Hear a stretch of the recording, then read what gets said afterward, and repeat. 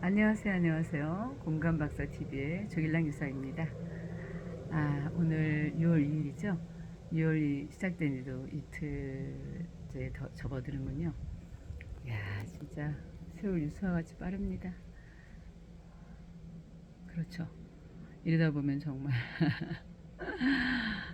어느 날 갑자기 이제 떠나가게 되겠죠. 원래 머무는 것은 잠시일 뿐이고 떠나감도 또 잠시죠. 사실 그래서 우리 선조들이 인생은 찰나라고 얘기한 것처럼 요즘 그 시간의 흐름을 누구보다도 잘 느끼고 있는 사람 중에 한 사람입니다. 저는 오늘도 암 이야기로 가도록 하겠습니다. 암 이야기라보다는 감동적인 이야기를 들려드리도록 하겠습니다. 칠순이 다된 할머니께서 허리 수술을 하셨어요. 그랬는데 못 걸으신다시더라고요. 어떻게 수술이 잘못되셨는지 어떠신지 모르겠지만 못 걸으신다고 그러시고 거기다가 이제는 무릎 수술까지 하셨어요. 그래가지고서 무릎 수술 자국을 저를 보여주시더라고요. 그러시면서 걷지 못하고 그 다음에 이 누워만 계셔야 되니까 굉장히 힘드셨나 봐요. 그래서 이제 결단이 필요한 시간이 오신 것 같아요. 이분 같은 경우도. 그래서 남편이 이제 그 경비원 일을 하시기 때문에 3번 정도만 숙가마를 모셔다 드릴 수 있다고 얘기를 하시더라고요. 근데 제가 이제 그분 옆에서 같이 앉아 있었는데 할머니께서 말씀하시더라고요. 여사님이시죠? 이제 70밖에 안 되셨으니까 아주 야무지시더라고요. 벌써 말씀하시는 게 제가 이제 말을 들어드린 게 너무 놀라서 말을 들어드렸어요. 등 쪽에 허리하고 등 부분 그 아래쪽 등 아래 그 허리죠. 그 부분이 물집이 잡혔다 못해 물집이 잡힌 다음에 그 다음에 거기에 이제 터져서 휘멍이 들고 또 물집이 잡히고 그야말로 인간의 그 의지를 넘어서는 경지에까지 그분이 도전하셨더라고요. 그러면서 지금 이제 걷게 되셨다고 그러시더라고요. 걷는데 그렇게 뭐 예전처럼 많이는 못 걷지만 어쨌든 걸을 수 있다는 그 자체 이분께서는 굉장히 감동을 하시는 것 같으시더라고요. 그래가지고서 그 날씬을 숯가마에 구워버리려고 그야말로 이제 매일 숯가마를 오시려고 하시는데 남편이 3일밖에 못 데려다 주니까 올해는 고 싶은데 안 되신다고 저한테 내려놓으시길래 제가 그랬죠. 뭐 가는 길에 제가 조금만 돌아가면 되니까 그럼 같은 용문에 산다라는 그 인연도 참 크죠. 그래서 제가 모셔다 드린다고 그랬어요. 여사님께서 굉장히 감동해 하시면서 제 손을 붙잡으시더라고요. 정말 그래 주시겠냐고. 제가 얼마든지 제가 가는 날 전화를 드리겠습니다. 그리고 어, 그 남편분께서 못 가시는 날에 이제 저한테 연락을 하시면 같이 소통을 해서 오고 가고가 되겠습니다. 이렇게 말씀드렸더니 그 아기처럼 그 좋아하는 눈빛 있잖아요. 이런 사람이 어딨냐고 막 그러시면서 별거 아닌데 감동을 막 엄청나게 많이 하셔가지고 제가 더 오히려 이렇게 무안했던 그런 기억이 있습니다. 할머니께서는 아예 그 여사님은 아예 거기에 누워 계시는 거예요. 아예 숯가마 거기에 사람이 없는데 그날 사람 별로 없었죠. 그냥 불을 빼고 잔불이 남아 있었기 때문에 그 잔불도 그 정말 170도 180 숯가마 아시잖아요. 그거 저기 뭐야 그 황토 도자기 있지 않습니까? 도자기가 구워지는 온도가 180도 아마 이 정도 된다고 저도 알고 있는데 참숯 같은 경우도 만만치 않겠죠. 아마도 굉장히 높은 온도에서 이제 구워지고 그랬기 때문에 불이 없어도 아무 상관없이 아주 뜨거웠거든요. 그래서 뜨거워갖고 저는 이제 사방으로 돌면서 앞으로 했다, 옆으로 했다, 뒤로 했다, 앉았다, 일어났다를 그야말로 생쇼를 하고 있는데 이 어르신께서는 야 미동도 하지 않고 앉아 계시는 거예요. 제가 그걸 보고서 진짜 창피했다는 거 아닙니까? 저는 그분보다 훨씬 젊은데도 아, 도저히 못 참겠더라고요. 그래가지고서 아주 그냥 똥싼 개라 그러나요? 모처럼 아주 그냥 막 일어났다 앉았다 일어났다 앉았다 그 다음에 옆으로 넣었다 뒤로 넣었다 막 아주 그 부산스러운 행동을 보이고 있는데 그 어른께서는 이제 그렇게 야 미동도 안 하고 계시니까 정말 움직임이 없으시더라고요. 그래서 제가 와 대단하시다. 저는 정신형이면 암 아니라 암 수천 개라도 정말 이겨낼 수 있고 뭐 당뇨 그 외 고혈압 뭐 어렵다는 성인병 있지 않습니까? 이겨냅니다. 인간의 정신력으로 안 되는 일은 없었고요. 더 중요한 거는 그 정신력의 한계를 본인 스스로가 정한다는 겁니다. 스스로가 그 정신력의 한계를 우주 밖으로까지 정해 놓으신다면 정말 우주 밖으로까지 나가시는 거예요. 왜? 그만큼 기를 모아서 온몸의 기를 모아서 왜 배심 있다고 하지 않습니까? 배심 체조 어제 배웠다고 말씀드린 배심 기를 모으고요. 그 다음에 두뇌를 또 최대한 두뇌의 세포가 재생되기 위해서 자가치유력을 계속 쓰는 거죠, 자기가. 그러니까 똑같은 방법으로 하는 게 아니라 이렇게 해보고 저렇게 해보고 저렇게 해보고 이렇게 해보고 계속 방법을 바꾸는 거죠. 그래서 자기만의 그 어떤 좋아하는 일이라거나 또는 열중하는 게 있으면 방법을 바꾸는 거죠. 남이 하는 대로 하는 게 아니라 자기 스스로의 방법으로 어떤 일을 해보는 거죠. 그렇게 되면은 이제 두뇌는 계속 그 활성화를 하게 되어 있거든요. 뇌세포가 계속 재생되는 거죠.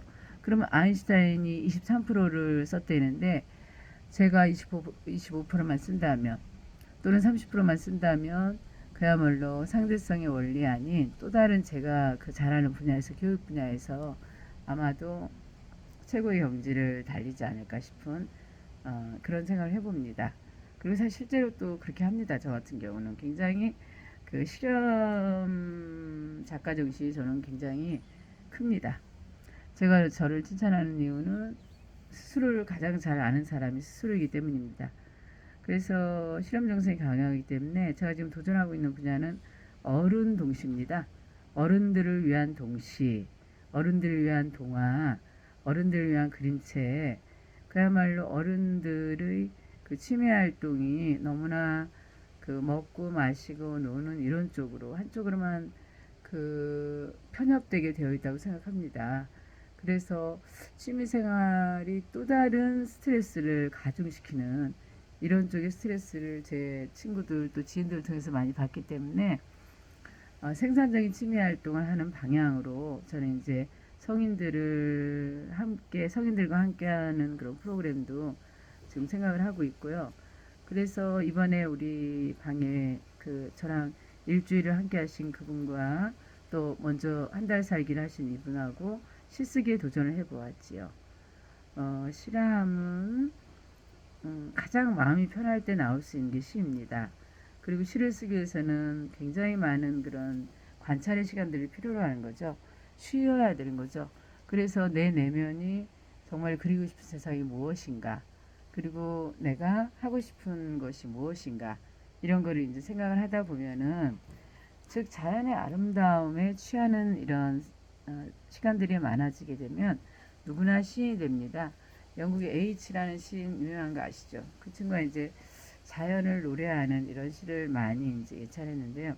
저 같은 경우도 거의 자연을 그 찬미하는 그런 시를 많이 씁니다. 그리고 빗대어서 이제 의인법을 많이 도용을 하고 있죠. 그래서 오늘 같은 경우도 그대 아시나요라는 시를 썼는데, 사실은 우연히 그 백운봉을 쳐다보다가 그 바람이 제 등에 와서 이렇게 스쳐 지나가는데 그게 너무 따뜻하고 편안하고 좋은 거예요. 멍하니 이렇게 그 맨발 걷기를 마당을 하고 있었거든요. 그랬는데 바람이 와서 다독다독 해주는 느낌, 토닥토닥 해주는 느낌, 그리고 그 바람의 숨소리가 너무 편안하다고 느껴지는 거예요. 바람 그 소리가. 그래서 저도 모르게 이제 시가 나와서 그대 아시나요 시를 이제 쓰게 된 거죠. 이렇게 시람은 어떤 그 자연을 관찰하면서 갑자기 딱 떠오르는 그 시상이 있습니다. 그럴 때 저는 바로 이제 그거 내려가듯이 한 10분 만에 시를 써버리거든요. 인위적인 시가 아니니까 바로 나오는 거고요. 그 다음에 제가 아침에 쓴 시 같은 경우는 수필 시를 쓰는 바람에 1시간을 걸리더군요.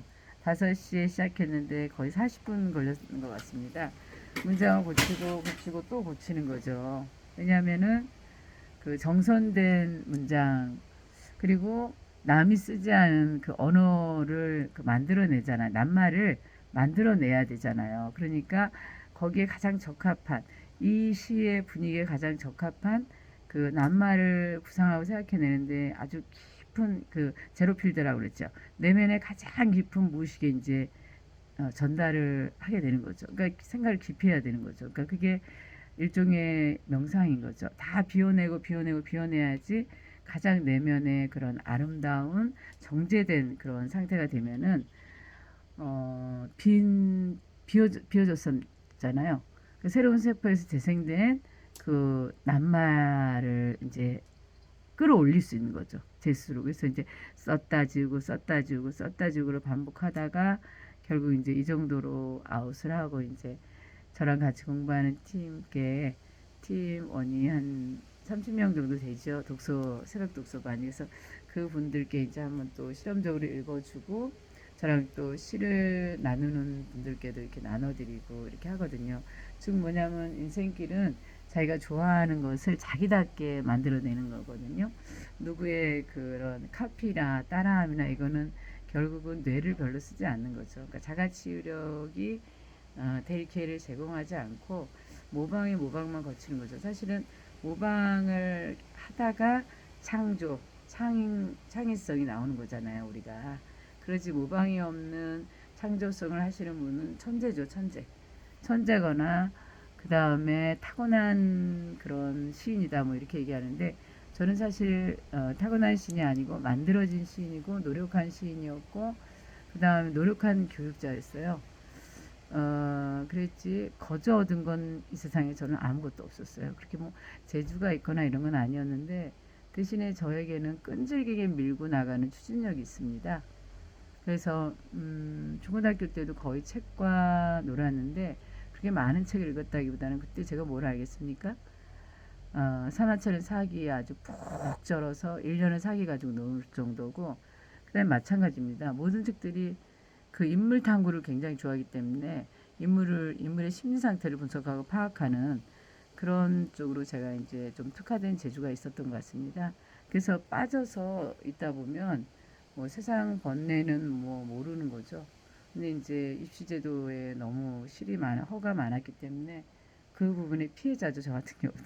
너무 재미없다 이렇게 생각을 했지만 어쨌든 잘 견뎌내서 물론 대학도 6년 반은 아니긴 했지만 교사로 이렇게 훌륭하게 또 끝마침을 하고 제2의 인생을 또 이렇게 아름답게 엮어나갈 수 있는 제 자신의 현실에 대해서 이제는 강한 긍정과 따뜻한 시선과 열정적인 응원을 보내고 있고 제 스스로도 매일 똑같은 루틴을 이뤄낼 수 있는 것은 뭐냐면 일에 대한 도전력입니다. 어떤 일을 내가 한다 그러면 예를 들어서 음식을 만든다 그러면 똑같은 재료를 가지고서 똑같은 그 방법으로 만들진 않습니다. 예를 들자면 그 고등어 조림을 한번 한다고 가정을 해보십시오. 그러면 생고등어는 제가 이제 소금을 뿌려서 일단 간을 좀 맞춰놓고 조림으로 들어가고 그 다음에 아예 그 간이 맞춰진 간 고등어를 사올 경우에는 더 일이 수월하고 빠르고 쉽죠. 그리고 손질이 된 거를 기왕이면 저는 사옵니다. 왜냐하면 1차적으로 손질하는 과정을 하게 되면은 너무 에너지가 많이 소비되니까 약간의 돈을 더 지출하는 게 낫더라고요. 저 같은 경우는.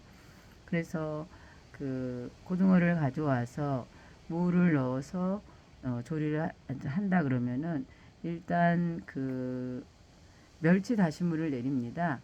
멸치 다시물을 내릴 때 뭐 사과라든가 북어 껍질이라거나 그 외에 다시마라든가 다양한 것을 넣으면 좋지만 그렇기 때문에 시간 손실이 참 많습니다. 그래서 가장 간편하면서 가장 빨리 하면서 맛있게 하는 방법이 저의 방법이에요. 그러니까 시간이 백종원 약간 스타일 느낌 나죠. 그러니까 시간을 좀 덜 들이는 걸 전 좋아해요. 그렇지만 맛은 그래도 중간 이상은 가는 거죠. 맛이 좀 보장돼야 되지 않습니까? 그래도 그리고 이쁘게 차립니다. 기왕이면. 왜냐하면 음식이라는 것은 일단 눈으로 먼저 먹거든요. 입으로 먹기 전에 아 맛있다 눈이 이제 이렇게 느끼면 귀도 그 소리를 듣고 어머 식욕이 이제 돋아지게 되는 거거든요. 그러니까 오감을 다 쓴다는 거죠. 저 같은 경우는. 그래서 그 고등어 조림은 이제 무도 이렇게 굉장히 뚝박뚝박 크게 자르는 거죠. 왜냐면 무는 금방 잘 물릅니다. 그러니까 일단 무를 먼저 그 멸치 다시물하고 양파하고 뭐 이런 물을 저기 한 데에다가 가장 손쉽게 구할 수 있는 재료로 합니다. 언제나. 그렇게 해가지고서 이제 이렇게 폭 끓인 다음에 그럼 이제 무가 한 소끔 익었지 않습니까? 그럼 거기다 이제 고등어를 넣고 그리고 난 다음에 이제 조림을 하는데 그리고 이제 맨 마지막에 고춧가루하고 마늘하고 그 다음에 그 외에 이제 파라든가 그 실파 뭐 이런 것들을 집어넣어서 좀 예쁘게 이제 만들려고 하고요. 그 다음에 아보카도라든가 이런 걸 그 위에 올려도 굉장히 아름다운 그런 고등어 조림이 됩니다. 그리고 이제 이번에는 그렇게 조림을 했으면 또 그 다음번에는 그 묵은 김치에다가 또 할 수 있겠죠. 묵은 김치 속에 고등어를 돌돌돌 말게 되면은 잡내를 좀 잡아지기도 하고 그 다음에 그 외에 돌배요소도 참 좋더라고요. 그걸 할 경우에는 이제 그렇게 잡내를 잡아주고 효소 종류를 넣으면은 천연 조미료이기 때문에 그 잡내나 또 특별한 풍미를 가미해줘서 훨씬 맛있게 되거든요.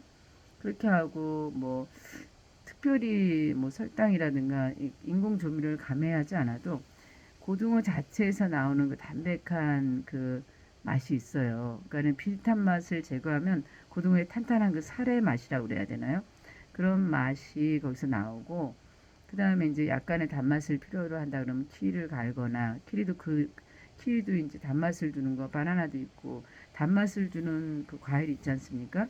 그걸 이제 소스로 사용을 해서 먹기 전에 바로 그 위에다 올려놓죠. 그러면 모양도 이쁘고 그 다음에 맛도 있고 그러니까 바나나 하나에다가 고등어를 같이 넣으면은 고등어에 약간 단맛을 필요로 했기 때문에 조화로운 그런 식감이 되는 거거든요. 그래서 이렇게 이제 하고 그 다음에 또 다른 조리법으로 가는 거죠. 고등어를 이제 굽는데 고등어를 구운 거에서 고등어만 놓는 게 아니라 그 옆에 이제 그 스키다시란 말은 쓰면 안 되는데 그 옆에 고명이라고 하죠.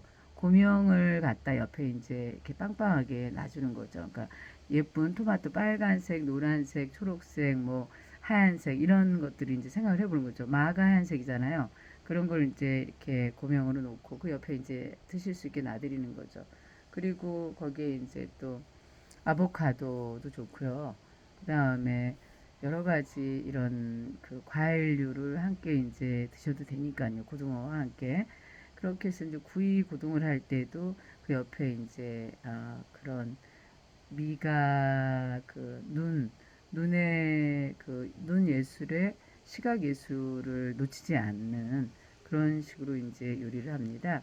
그렇게 그러니까 결국 하나의 어떤 거를 접하게 됐을 때, 예를 들어 요리면 요리, 그리고 그 교육이면 교육, 그걸 접하게 되었을 때는 최대한 제 머리에서 짜내는 거죠. 로보트가 아니라 제 스스로 제 인생을 경영하고 그 파트에 최선의 그런 그 올인을 하는 거죠. 암으로 돌아오면 그렇죠.